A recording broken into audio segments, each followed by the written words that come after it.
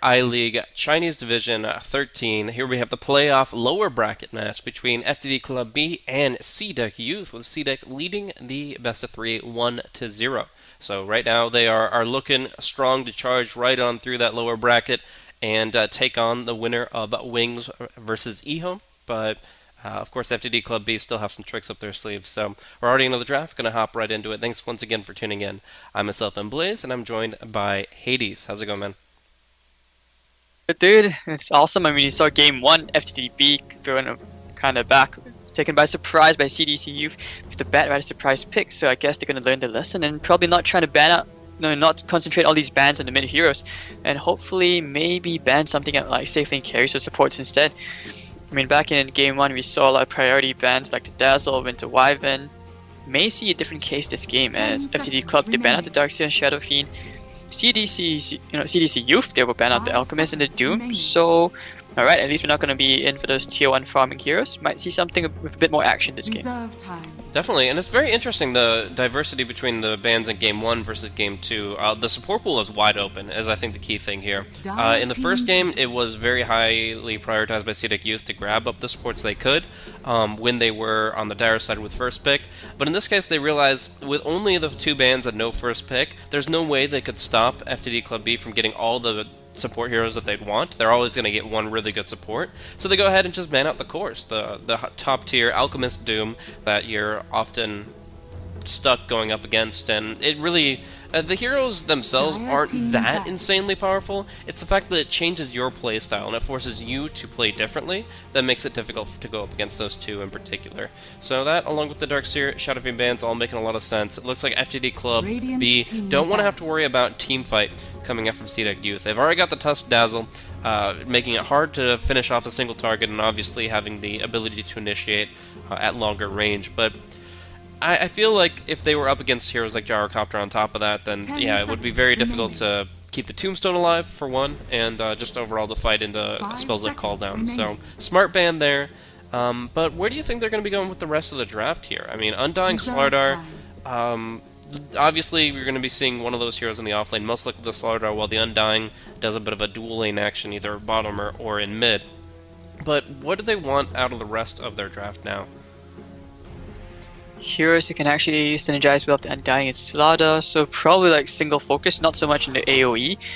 I'm not surprised if they go for the Queen of Pain. I mean, that's still in the pool. Earthshaker as well. I mean, in CDEC Youth, they've really got great synergy, roaming synergy with the Tusker and Dazzle pick. And yeah, I was going to say Phantom Lancer. All these 3 heroes work very, very well with each other. The Heal Bomb is going to do a lot of damage, so that's probably going to be your Charlie in the bottom lane. Unless, of course, it's an off-lane Tuskar. FTD.B, let's see. Bane is still out there. I mean, it synergizes well with Slaughter.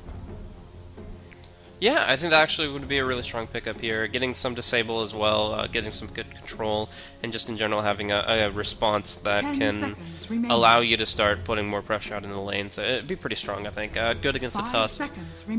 Overall, just a strong pickup here. But not great in an AoE capacity. Maybe you want, like, I don't know, if you can go Earthshaker Undying as your supports, but that would be a pretty nice pickup.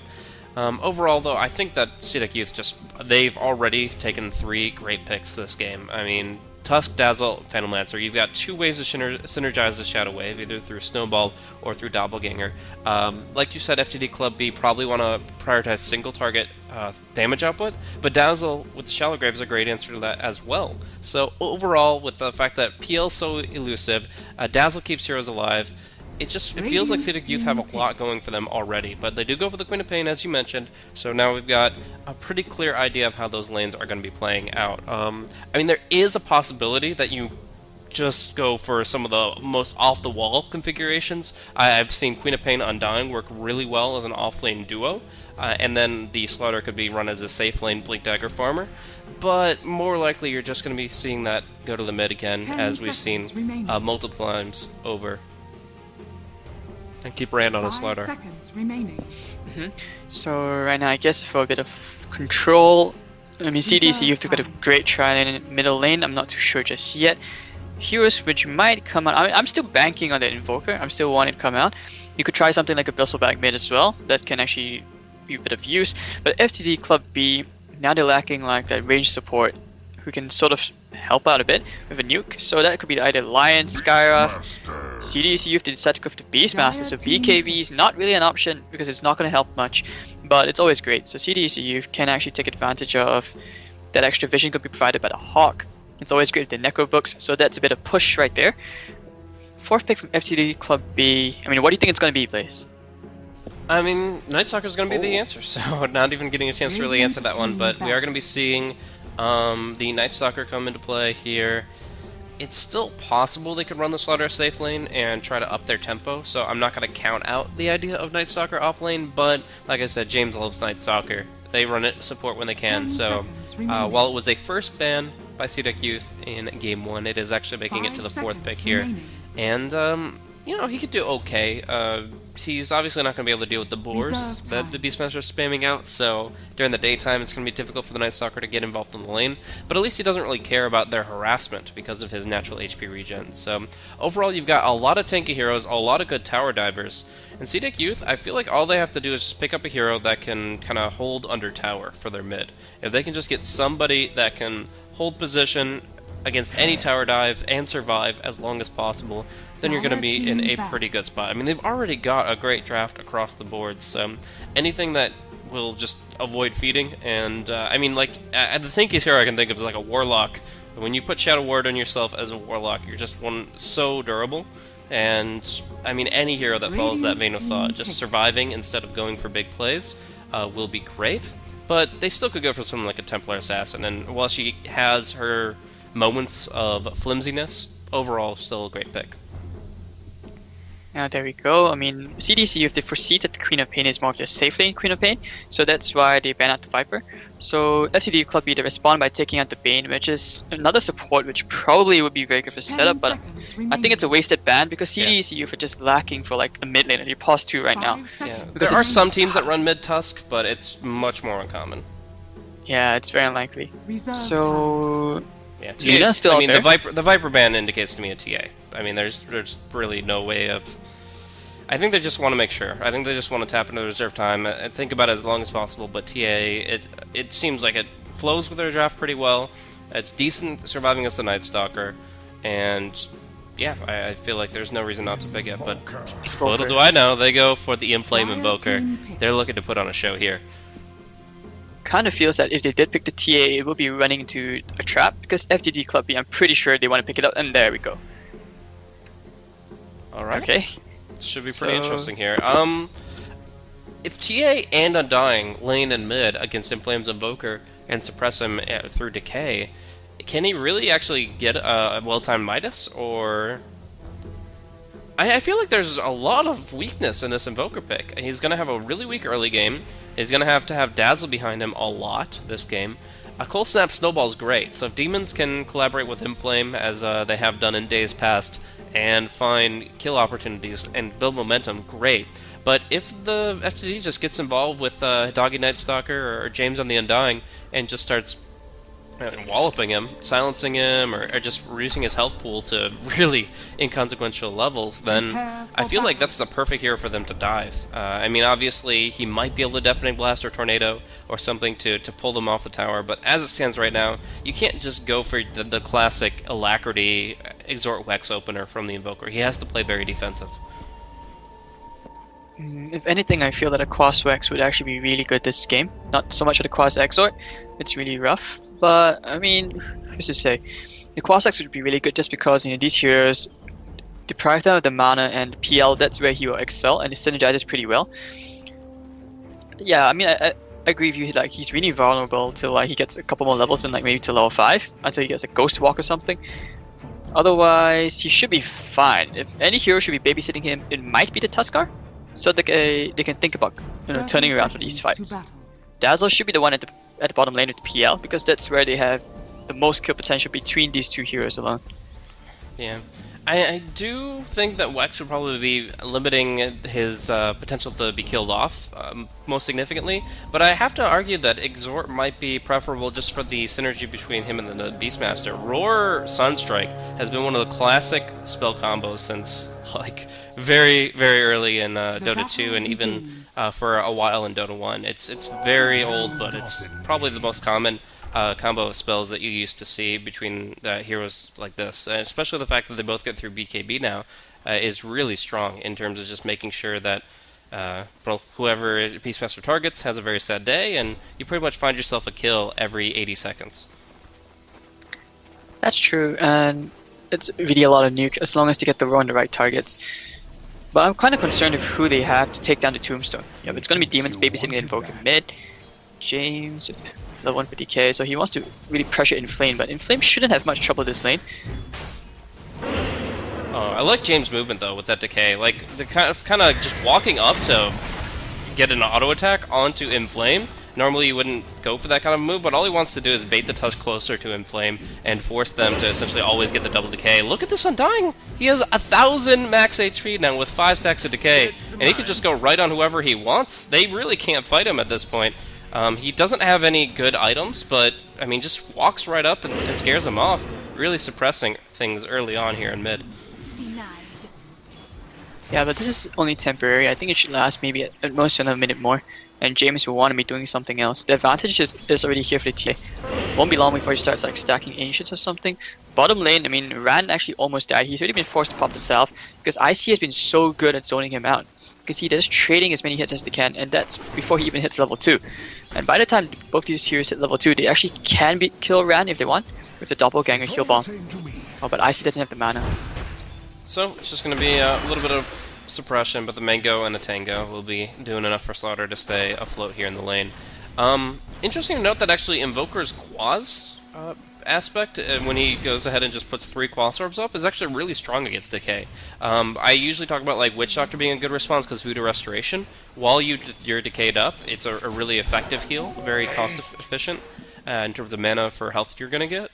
But the Quas regen doesn't cost any mana, and you're continuously just regenerating. Top lane on June. This might be first blood. There's a haste rune on James, so James is going to just run him down and Zombie Man gets first blood. Actually, no, it's going the way of the Queen of Pain. So, very timely rune, and very unfortunate for June.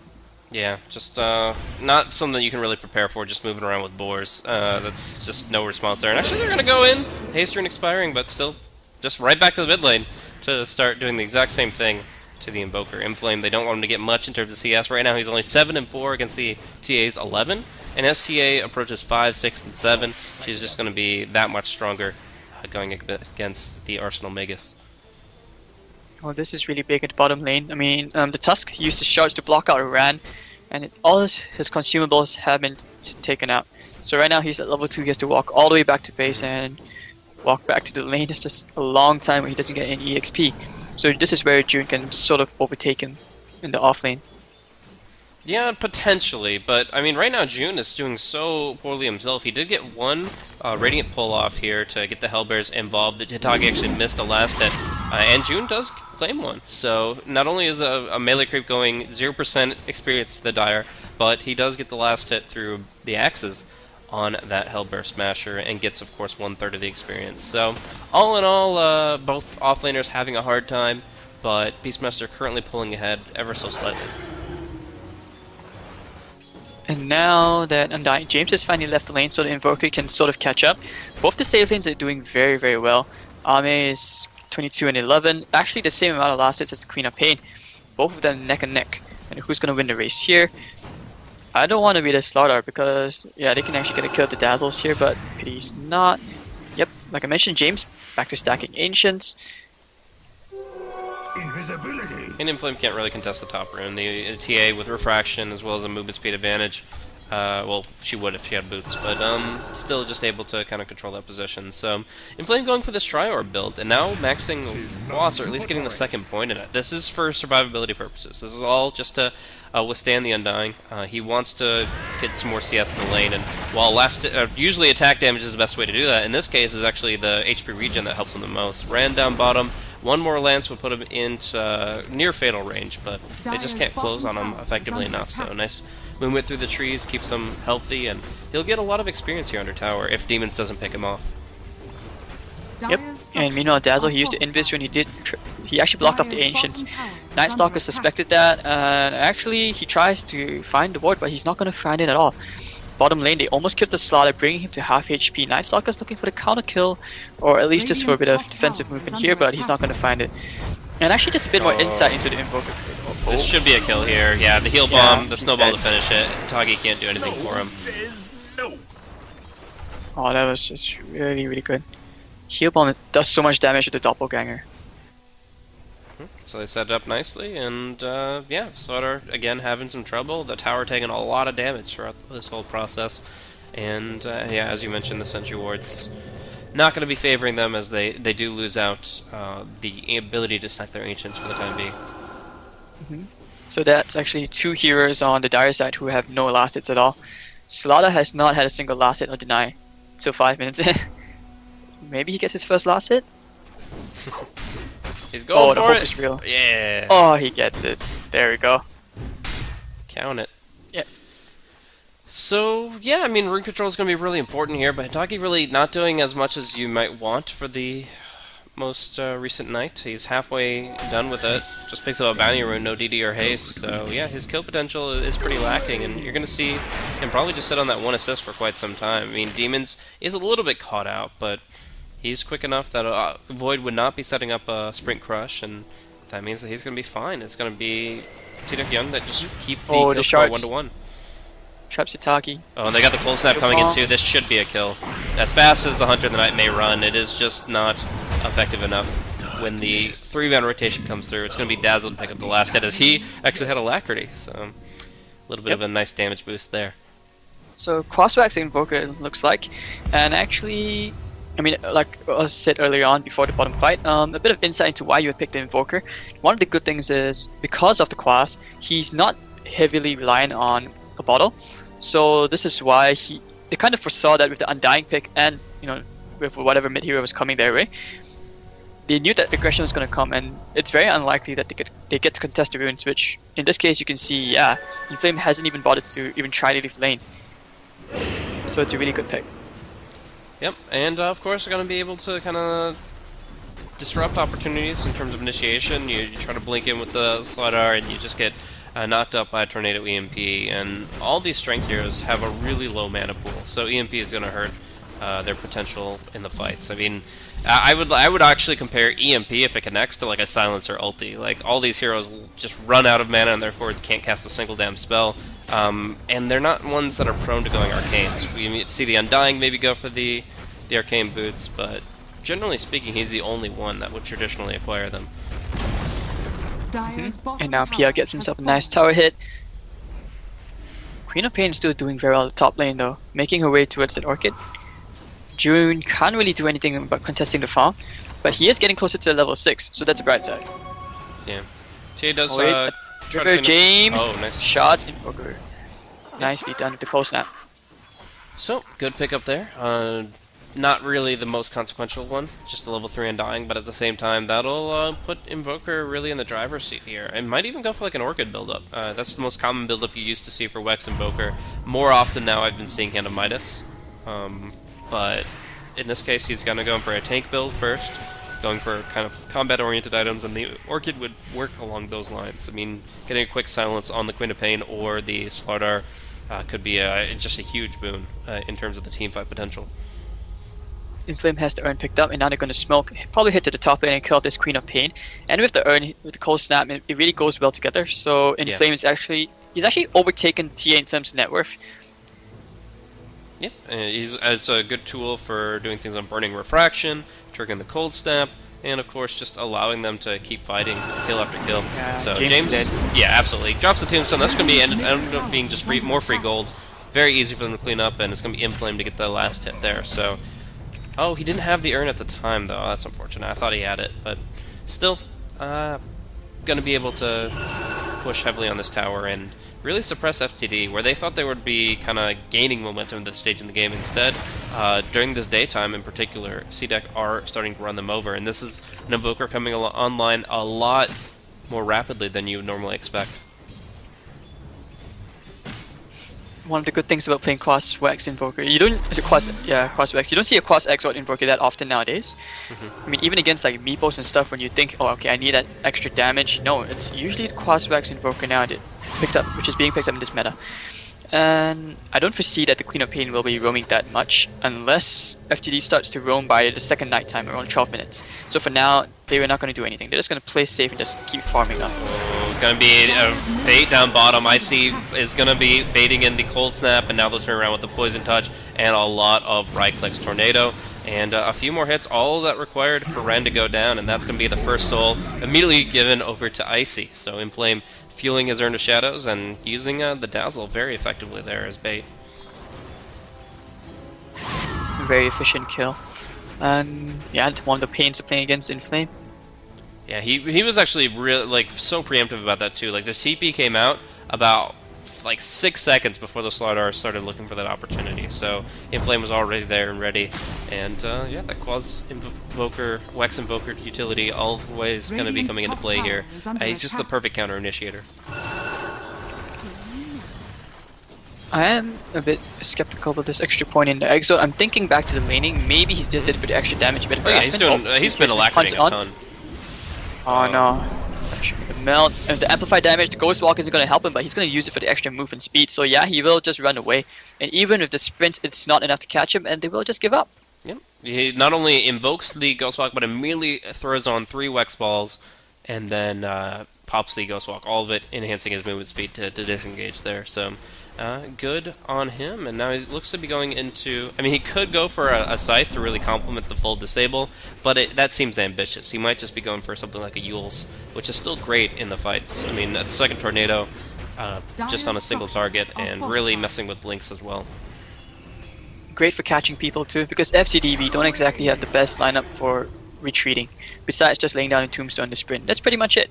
So now I think they want to pressure the mid T1, secure a bit more map control. They can actually do Roshan quite easily with the there's a Necrobook coming up on June, which should be up in a while. I mean, he just has the belt of strength, but that's it. I think we have oh, that's a smoke on Hitagi. They want to find a kill. I think they want to fight here. Yeah, but how do they actually get the fight to work for them? Already Demon's going in with the Snowball, the Roar coming out onto the Queen of Pain. A lot of damage. Nice Soul Rip helping out the Queen of Pain, but James goes down, and the EMP comes out. Ahmed's going to be limping away here. Bottle and Shallow Grave going to be plenty to keep him alive, and now I feel like it's going to be Inflame that needs to be focused down, as Ahmed just keeps on getting healed. Inflame is the one that gets Melt Struck. He will be going down, and Queen of Pain trying to get away from the Beastmaster, but the axes and one more right click will kill her off. Now June has 3 traps to run through to try to get home, and that's going to be too long a road for him. That'll be actually a 4 for 7 kill score, as we do see the... They're going to go for more. Oh, really? Wow, yeah, jumping in on Icy. That is another nice kill to follow up with, and of course the Grave's still in cooldown, but it might be too deep as the Snowball Walrus Punch comes out. Rand will go down. Still finishing off the Dazzle. Ame turning it onto James. Flesh Golem or not. Oh, wow! Oh my gosh, that Melt Strike with the Flesh Golem is absolutely insane. Just decimates the Tusk, and now putting some good hits into Ame. Buyback coming in for the Dazzle. Looking for that TP Shallow Grave to really just turn this around completely, because Ame seems to be having some trouble. They drop the Sentry Ward as needed to finish the job there, and the TA bounty for the Invoker. Unfortunately, he's not the one who bought back, so he'll get the full gold out of that, but even still, FTD really showing what they're able to accomplish when the fight starts building momentum. Dire's middle tower is under attack. And CDEC, it's worth mentioning that June, before he died, he actually didn't lose anything because he got 1,000 gold after killing the Queen of Pain. So he actually got the Staff of Wizardry just before he died. He was just hiding them enough with the bow.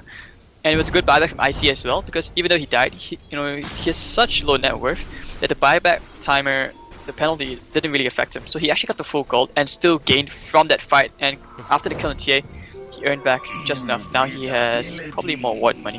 Yeah, and I mean, you could argue maybe they didn't need his buyback to secure the kill on the TA, but the Sentry Ward being there just as a convenience to get the D ward in the western part of the jungle, as well as find her in the meld, that's huge. So yeah, it doesn't cost him hardly anything, and they get so much turning that back around on the tail end. But even still, it was overall, I would say, a victory for FTD. The fact that they were able to take that fight is pretty much the first bit of forward momentum they've garnered this game. Dire's structures are fortified. Yep. And okay. Yeah, I think CDEC youth, they're not too concerned about that fight. They actually got back a lot more, and now they're going to get themselves a nice T1 at the top lane. So, over here, Demons stuck in a world of hurt sandwich between all these heroes, and Queen of Pain's gonna get elastic. They're gonna look for a bit more. Ran. He doesn't have a Blink Dagger, and he gets the Amplify and IC, and offensive Earn Charge wasted from the Hitagi. Meanwhile, the Bird's gonna get shot down by the TA. Ame just goes for the farm, so passive time for now. They took the tier 1 up top, the last hit going to the Invoker, and he builds himself up the Yules completely. So this is going to be a no Midas build from the Invoker, no way he goes back for it now. And yeah, we're just going to be seeing him use his spell zero effect. Probably not hitting level 25 this game. It could possibly stretch that long, but it seems unlikely. Shadow Wave and Snowball, but all these spells are not really good against Quap. Any other hero there, yeah, you've got some kill potential, but here Queen of Pain just blinks away. Now caught by the Tornado, while the Tusk actually gets hit by the Night Stalker. True Strike will make sure Queen of Pain gets knocked up, but Demons is actually the one under the most fire right now. One more Void could bring him low, but instead Inflame just trying to disengage. Gets crushed, gets amped under the Tombstone Zombies, but the Snowball just... Oh no, going deeper and deeper into the Sonic Wave. Self-heals is not going to be enough here as they get crushed again. Demons going down as well. That was not the snowball they were looking for. That is going to be FTD.B evening up the kill score here at 16 minutes. There was definitely some miscommunication. I think Invoker, he actually almost got away. He managed to invoke Ghostwalk, but he clicked on a zombie, so he just killed himself. Unfortunate. I mean, there's gotta be some spell wandering around that might have killed him off. Anyways, he was so damn low, but no matter. Yeah, he just panics out in that situation, and that gives so much momentum to FTD. What small victory they claimed from the fight a couple minutes back now turns into a dramatic one as they take a tower, as they take a massive kill influx, and now they're just using it to buy out a bunch of wards. The Slaughter will pick up a Blink Dagger soon enough. Dezo on TA. Queen of Pain has her Orchid, and the supports otherwise are just buying as many wards as possible to try to get back map control from a position where they were kind of blind. Yep, and alright, Rand's getting closer to his Blink. He's 200 gold away from it. And actually that fight, I mean, CDEC.Y, they have every right to be afraid because they lost that fight, even though it seemed like they had an initiation advantage, but that was without the Queen of Pain Sonic Wave. She had no mana for the Sonic Wave, otherwise FTD would definitely have fought there.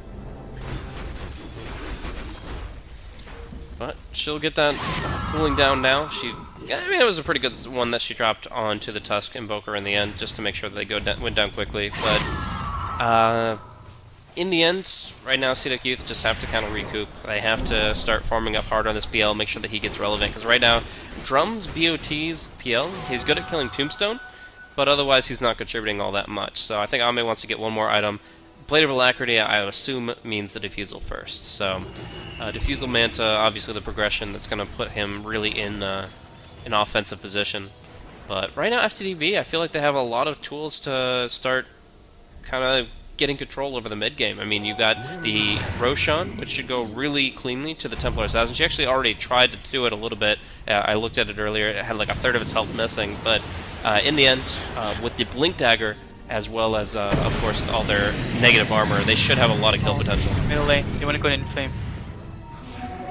Oh, they get the haste rune on TA as well as a Blink Crush. They will be roared and ice sharded out though, so Inflame survives for an amazing amount of time. EMP hits on TA. This will be her last refraction to play around with. And the Ghost Walk and the Shellot Grave gets the Invoker out. Nobody's down yet, but Rand is very low, maybe looking to go back in.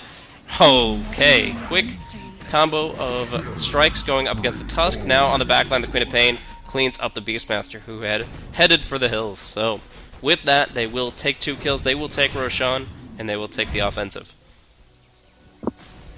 Yeah, and like I mentioned, that's why, you know, the pain of the Queen of Pain, the Sonic Wave, it had such a huge impact, hitting into 4 targets that fight, and they just have no way to cope with the Tombstone while dealing with the rest of the aggression coming out from the TA with Deso and the Sonic Wave. Do you know if the Flesh Golem was in play when the Sonic Wave came out? Yeah, that would be huge too. No, it wasn't. He just laid the Tombstone down. He had it after the Sonic Wave was thrown out. Gotcha. But that's such a great synergy. A lot of people don't think that pure damage can be like mitigated or enhanced, but no, Flesh Golem will enhance all damage received by a target. So if he's right up there with the ultimate, and then the Sonic Wave gets dropped down, that's half the enemy's health easily. It's insane how much you can really just rack up there. And it feels like they just invested too much in getting Inflame out of there. He self-fuels. He goes Ghost Walk, they Shallow Grave him, they do everything they can to bail him out, and they have nothing left for anybody else left to be kind of on the dire side. So very quickly it seemed like they were on the defense of that fight, and obviously the Sonic Wave was the key turning point. And I'm actually doing the math right now. Like, if you have the Flesh Golem up, like you mentioned, plus the Sonic Wave, you actually bring the entire CDEC youth to below half HP. Yeah, it's really strong. And, of course, she's going to be looking for her Aghanim Scepter. Now, I could go BKB, but I think, like you talked about in the draft, BKB is kind of weak this game. So I would prefer to see the Aghanims. And if you get that with the Flesh Golem and the Undying's close to the fight, then boom, you've got a nearly guaranteed fight until the mechanism comes out. But we're going to see Tornado hit on 2, Hitagi dead outright. Ran! 4-man crush coming in! Can they actually start to turn this here? Great decay as well. There's going to be the Flesh Golem wandering. The Sonic Wave hits on 2, and Icy drops extremely low. But the Phantom Lancer keeps Rand's Blink on cooldown. He can't finish off the Dazzle, and June TP's away in the trees. They actually can't clean this one up. They still can do this, James. He's being brought low by the Necro unit and the Boar. He's going to Glimmer Cape away. And they're looking for him. They can't find him. Oh wait, they're just going to back off. Yeah, I mean, they've fully disengaged there. Inflame really just couldn't find anybody limping away from the team fight. They lost so much early on. They were, again, another fight where they're pretty much in full retreat as soon as that Sonic Wave hits. 2100 damage from the Quap there. And that crush was just so huge. Oh, dusting, blinking, crushing Inflame. What a combo there. And I'm wondering, oh, the Ghost Walk debuff. He must have walked just too close to one of his opponents, and they do catch him out. Very nicely done from FTD. So currently, let's take a look at the gold graph. It's a 5,000 advantage for FTD.B. EXP-wise, also a bit of a 5,000 for FTD.B. With the Tombstone, it's really just doing so much in the fights that CDEC, they have no answer for it. Oh, James, getting low. Oh, yeah, they do get him. So this is now no way that FTD.B can fight this, but they want to fight with the Aegis. They'll get a decent 3-man crush, but with the heal bomb, it's going to be the Aegis popped already. June going to be dropping very low here, just pretty much out of the fight. 1 Axis is all he's got left, but it still might be enough. They do drop the Sentry Ward under the meld, and yeah, it's going to be TA going down. So good defense of the bottom tower, as well as kind of punishing FTD for trying to fight without the Sonic Wave. That's just not going to work out for you. And that's a 1,200 gold swing heading in favor of CDEC Youth. And yeah, it looks like it's going to be a BKB, not an Aghanim Scepter for the Queen of Pain, which is quite bad. I mean, it's good against the PL. The PL Diffusal, obviously burning mana and the active slowing her down, makes it hard for her to move in the fights, and she's probably going to be a high priority target if she doesn't have the BKB. But because the Invoker didn't go for Orchid, and as we mentioned, a lot of ultimates go right through that BKB, I'm not completely sold on this purchase. It's not bad because the PL is such a threat, but at the same time, it seems unnecessary. Alright, so for now, yeah, this PL is getting really out of control. He's heading towards the Manta Star now, and I really don't see how FTD.B can cope against this PL once he gets more and more farmed up. Because after the Manta, he's probably going to hit into like a Heart or an Eye of Skadi. Yeah, Manta Scotty seems pretty appropriate here. I don't think you want Butterfly in a game where there's so much spell-based damage. At least not until your 6th slot. We're actually going to see Queen of Pain just blink right into Tusk and accidentally find himself a freebie kill. But they might try to turn around here, Cold Snap and the damage, but no! The Invoke is a level 1 Invoke, so he has actually no way to respond to that situation by changing his arsenal. That's actually very unfortunate. They couldn't punish the Queen of Pain with a Cold Snap. The PL would have definitely kept her locked in place, but instead she gets the free kill out of complete blind luck, and from there, CDEC.Y's aggression up top is halted. Oh well, and yeah, they probably should have gone in the Queen of Pain, and very unfortunate, like you mentioned. I mean, at the same time, they probably were afraid of all the TPs since they were so near the T to the top lane. Well, no, it's more so the fact that he only has level 1 Invoke. It's a 22-second cooldown, and all he had available was Alacrity EMP. You can't do anything there with a PL and Alacrity EMP. You can Purge, and then she'll just blink out. It's not. There was no kill potential there because of the spell's Invoke, but we're actually going to see a smoke.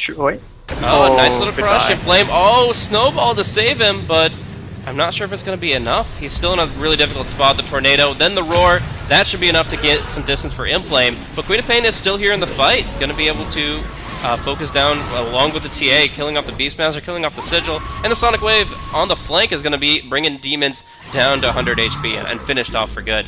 So Inflame once again is out of the fight, but he's got amp damage on him still for a little bit longer if they try to finish it. It's going to be actually Icy if they focus down, as Ame Icy tried to make a play on Ran and completely fail in that regard. James under like 4,000 Sentry Wards, going to be just barely limping away from these illusions, but walking away with only 1 death. Considering how things went, I think that was probably one of the best case scenarios you could have gotten for CDEC Youth. They were quite lucky not to have lost the Invoker. He was kiting around like the Queen of Pain. He was trying so hard to get the double Sonic Wave up, but he only killed off June, and I suppose he was just content with that. Yeah. I mean, I think CDC Youth, they lack the damage because they're so close yet so far from killing off like the Queen of Pain and Undying every single fight. Radiant's bottom tower Yeah, is under I mean, attack. the Tusk and the Beastmaster bring control. The Dazzle brings durability.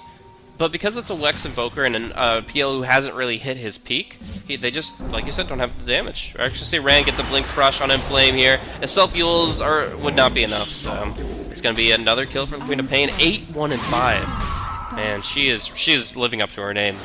This is insane. And now we're going to see him go for the AC. Assault Cross, BKB, Orchid. That's base-breaking material right there.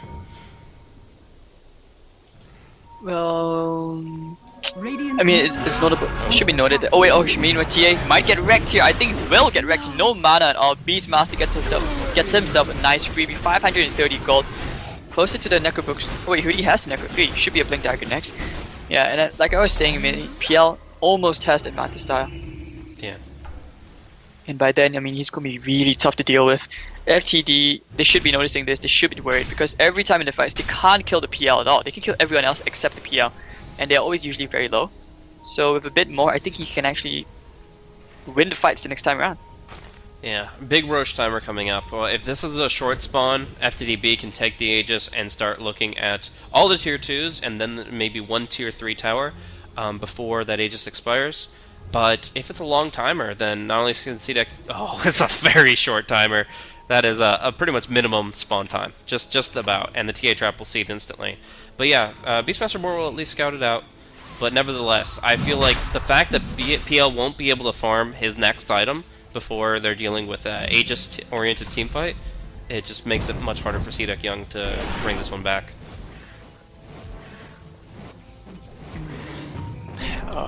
Things is just tough. Oh wait, it looks like they're just going to do Roche. But at the same time, I mean, I think CDC, this is probably the fight they want to take if they get a good weave and they just need to be able to kind of, an illusion rune for Ame. This is going to be a very good rune. Yeah, the illusions will certainly help, but FTD.B might just wait it out. They might just say, okay, well, if you're here, you're not farming, and we can just kind of control the pit. They keep on screaming, or killing off the birds. Oh, but Bird might find her out. She's going to try to TP, gets tornadoed, and the BKB will not be enough with the roar. Oh, man, that was a pretty big mistake from the Queen of Pain. And could CDEC actually look to snipe this, or is there still too much in the pit? With the Tombstone on the high ground and the Blink Crush. Oh, they can definitely take this. Without the Sonic Wave, this is their Roche. FTD.B, they may be forced to have the Queen of Pain buyback just to contest this Roshan. There she goes. Yeah, they were tier gonna 2 use TP. Dire's bottom tower is under And they're happy with this. They're just going to back out. Radiant's top Oh, tower we'll try. is under Yeah, attack. if this sort of links in, I think he'll get Yules, so that's going to be both sides kind of just breaking away from the river. PL throws out his small army here, but in the end they're more of a nuisance than anything else. I think the fight should be over. If CDEC continue to try to force this position, then Radiant's top they're going to tower be is under very, attack. very sad very quickly. That being said, Oh my God, these illusions. Roche's half HP, Queen of Pain's buyback is unfortunate, but her BKB will be coming up in 20 seconds. So it looks like they still want to force this here and now, even though CDEC.Y are in position to contest.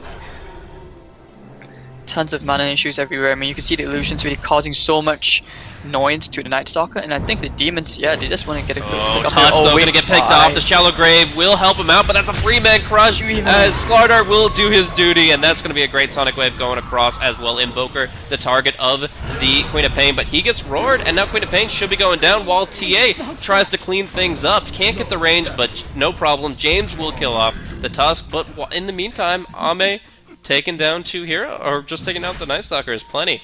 They can't get to the tombstone just yet. In fact, Ame has now put himself on the cliff for 6 seconds, but with those 2 heroes down, the dieback on the Queen of Pain, that turns out to be Roshan for CDEC. I feel like the Queen of Pain, considering she had just bought back, was far too far forward, no matter the BKB. They really needed to win that fight, but they were just kited all around, and the last thing you want to fight against is a PL, especially in prolonged fights. I mean, this is exactly what CDEC's draft is built around, just prolonging these fights, and without the zombies, without the tombstone, there's no way FTD.B can even take a fight in the first place. So just really, really well played from CDEC to kite the fights in, from the high ground advantage. Now even this TA, you can see, she had decent farm, but now she's falling behind. Yeah, definitely going to be trumped in net worth by 2k, and it just looks to be getting a little bit worse as the moments go by. Of course, Ame now has an Aegis, so a lot more confidence for him. But I really just feel like a big aspect of that is the Queen of Pain going for that second blink forward. Obviously the first blink, just going on the Tusk, no problem, but blinking up to the high ground here just to try to finish off the Tusk puts them in such a compromised position. They're able to absolutely punish that, isolate him, and bring him down. And they just didn't get enough out of their opener. The fact that the Grave, of course, negated the initial burst on the Tusk and they had to chase him so deep, just made things really bad for FTD.B as they got strung out. Now Tier 2 goes down in mid, and Ame pursues bottom as well. This is so much gold, as well as soon to be a heart going the way of CDEC.Y. I have to point out as well, the gold graph has swung 7,500, so it's now in favor of CDEC. That's a very huge drop. Bottom tower has fallen.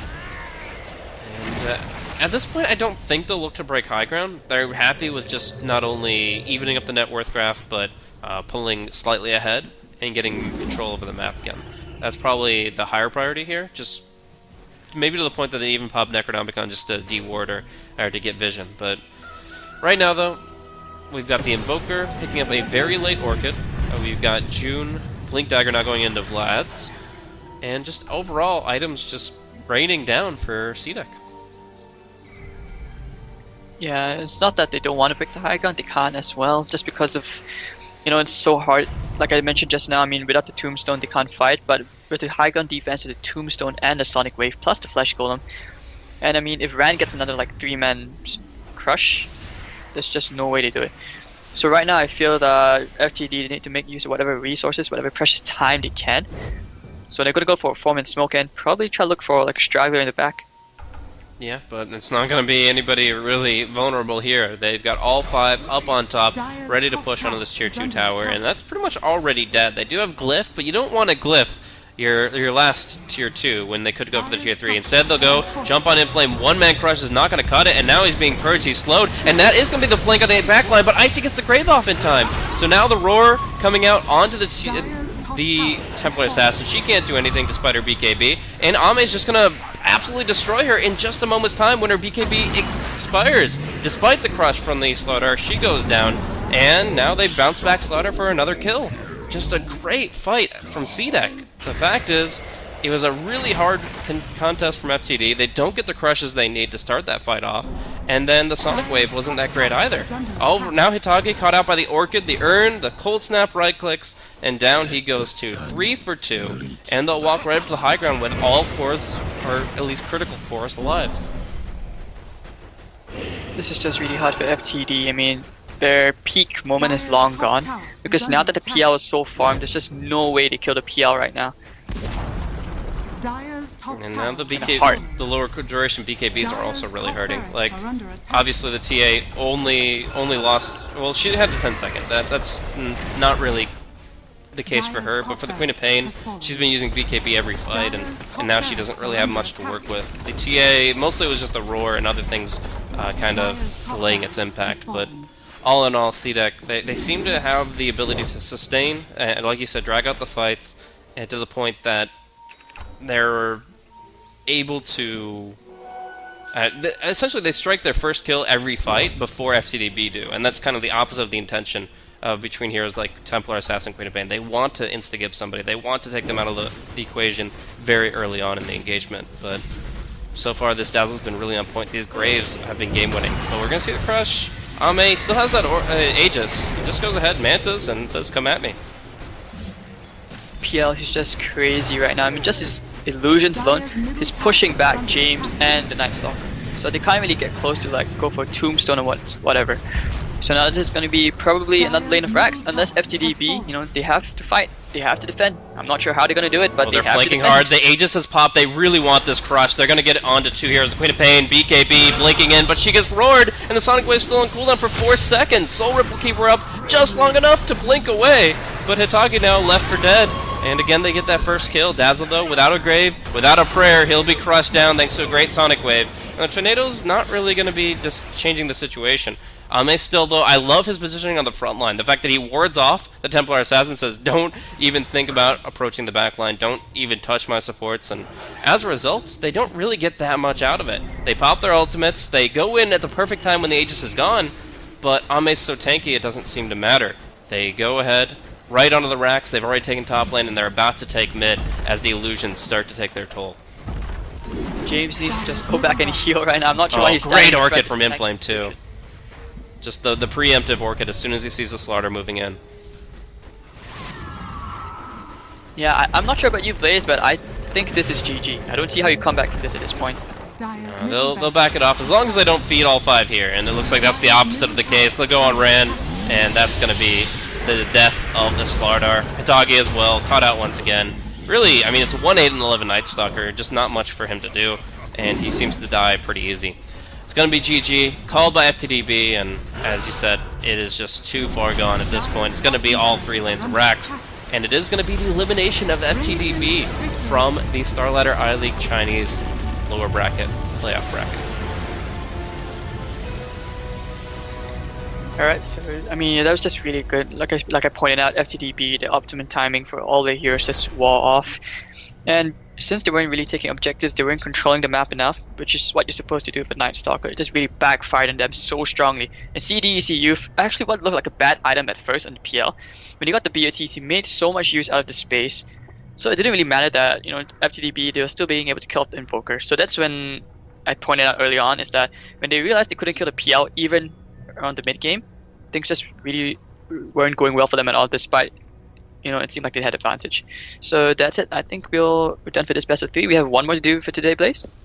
Absolutely. So we are going to be looking at the upper bracket match between Wings and eHome, but because we have gone through 2 2-0s consecutively, we are once again ahead of schedule. So we got another 45 minutes, a break before we get to see those teams in action, and of course it's going to be really, really interesting to see what eHome brings to it. They were able to 2-0 Fan Chuan, and Wings were able to 2-0 IG. So both teams really showing that they have some prowess, and either one could take it, but I would say that eHome are a bit favored in that matchup. Wings, they're fun. They're really good in the late game from what I've seen, but it's still friggin' eHome they're going up against. One of the strongest teams going out of the Frankfurt Major. So should be still a hell of a match, and yeah, we're going to be seeing that in 45 minutes time, another best of 3 to round out the night here for Starladder I-League China.